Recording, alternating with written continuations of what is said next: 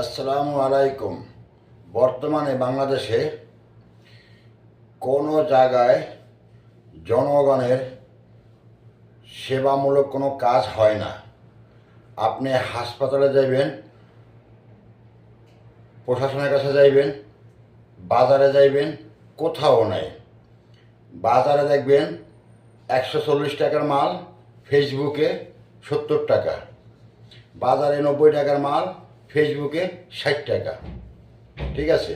এবং বিচারপতি, আইজিপি, মানে যা কিছু আছে, ঠিক আছে, মানে ইচ্ছা মতো আর কি, ইচ্ছা মতন। স্বরাষ্ট্র উপদেষ্টা শওকত হোসেন স্যারকে কেন বাদ দেওয়া হয়েছিল?